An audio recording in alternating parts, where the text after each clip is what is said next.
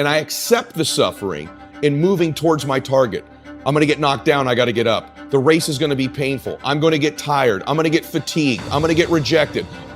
It's to raise the standard. It's to discover what you're capable of and feel that incredible power of pushing through whatever's holding you back and get to the other side of more of your true self.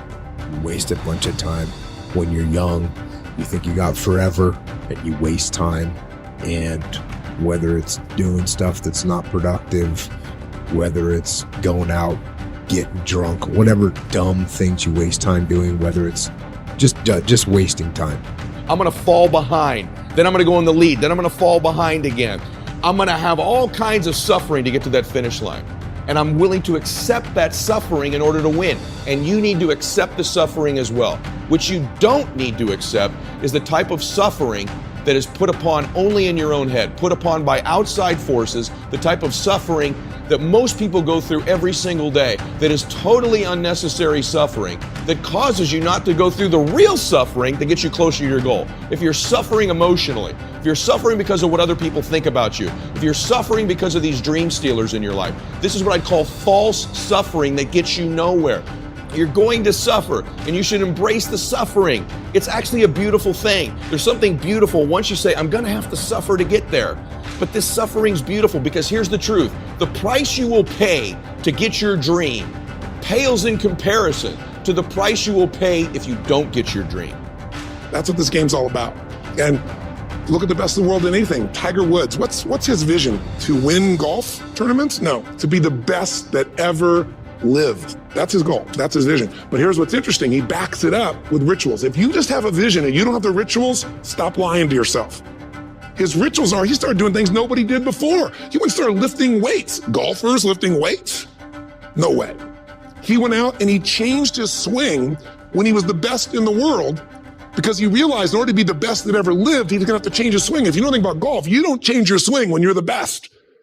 And he went and retrained himself because he has different rituals than other golfers. Now many people are modeling his rituals to get better. It's amazing. You know, you look at somebody like Michael Phelps, the 2008 swimmer, won 7, only 2 people, I think, in history, if I remember correctly, that have gotten 7 gold medals in one session.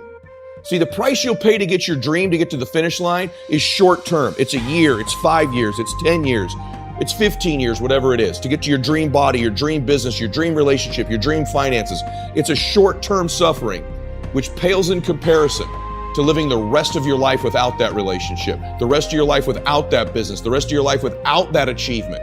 See, the price you'll pay, again, to achieve your dream, once you accept you'll have to suffer and pay a price, is insignificant compared to the price you will ultimately pay if you don't.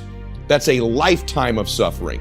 But what will steal that dream from you, what will steal the ability to pay that price, is suffering from what other people think about you, suffering from these relationships in your family, suffering from feedback from people who aren't concerned about you, who are antagonistic towards your fate, antagonistic towards your future. And here's a guy, he's got number 6 under his belt and he's exhausted and he's going in for that final swim. I'm sure you remember. And how does the guy win? By 1/100th of a second. Do you think that was some massive skill that got him over the top? Or was it a standard that says, this is who I am? I am the champion. And no one is taking this from me. And somehow in those final milliseconds, 100th of a second, he pushed himself just beyond his competitor. But you know about Michael Phelps? What allowed him to be able to push beyond that moment is his rituals. Go study the guy. Most people who swim have these unbelievable workouts. He does 2 and 3 of those workout sessions a day. All the other swimmers in the beginning thought he was insane. You're gonna overtrain, you can't do that, it's not physically possible. But he had a standard and the rituals to back it up. You're gonna suffer. Make sure it's the good suffering, the suffering with a reward. There's no reward to the emotional suffering you're going through, worrying about your haters, worrying about what people think about you, worrying about the detractors. I'm not here to tell you, as your friend, as a mentor, that suffering is a bad thing, or that suffering towards your goal is something you shouldn't embrace. I embrace it all the time, every day before I go in the gym. I know I'm gonna suffer a little bit, but it's gonna make me stronger and more fit. As an entrepreneur, I accept their suffering, I accept there's discomfort, I accept there's setbacks. There's something beautiful once you accept that. What's terrible is then to accept voluntarily the suffering that is so unnecessary that the rest of the world is going to try to put upon you. So distinguish between the type of suffering you're willing to go through. Don't let anybody else ever cause you to suffer, to lose your perception, to lose your vision, to lose how close you are, to lose your belief, to steal your dream, to get you to pay the ultimate price. The ultimate price is that you begin to suffer worrying about what other people think about you. And in the consequence of paying that price is you will pay a lifetime price far greater for not getting there. I'm not saying don't have fun in your life, because that's wrong answer too. That's too extreme. But what I am saying is I sometimes I had a little too much fun. But I would say that the root of those mistakes is that I didn't do a good job of connecting the future to the present. A lot of us, we waste our time, we waste our money, and we don't connect what we're doing right now with what's going to happen in the future. That is not a good policy to have. We want to connect what decisions are being made right now with decisions that with the end state that you end up with in your future. So if you take advantage of your time, you're going to be in a much better place. A lot of people need things to get motivated. A lot of people need a little extra money to get motivated. A lot of people need, whatever the case may be, a little bonus to get motivated.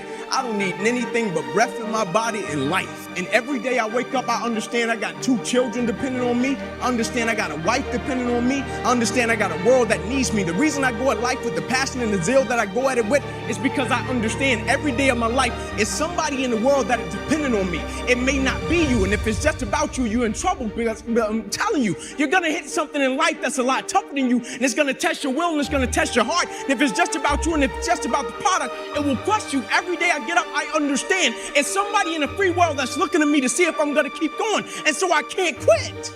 And so I went back to school the next week after they had just saved my life. I was back in class. I had to learn how to write all over again. Had to learn how to walk all over again. Had to learn how to tie my shoe all over again. Had to learn how to bathe all over again. If you save your money, you're going to be in a much better place. If you invest your money properly, you're going to be in a much better place.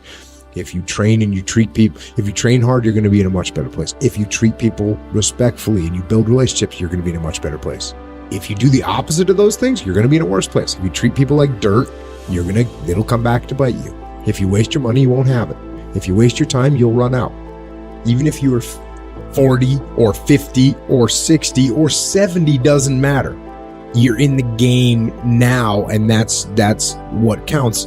And all those quote unquote wasted years, they weren't wasted, right? They're not wasted because you learned. And the knowledge that you learned about those things is fuel to make sure that it never happens again.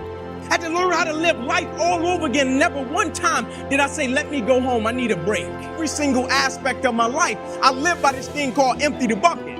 And when people hear it, they think it's a cute slogan, empty the bucket. But what they don't understand, it's an unspoken law. Empty the bucket is an unspoken law of accountability and responsibility to me on this earth and my existence. And everybody that is connected to me, I may be crazy, but I don't know. I just believe that I'm supposed to give everybody that is connected to me the best version of me. I just believe I deserve to give my wife and my children the best version of me. I just believe the people that I'm of service to on this earth, I deserve to give them the best version of me. You see, the thing about chasing a product, and what the product is money.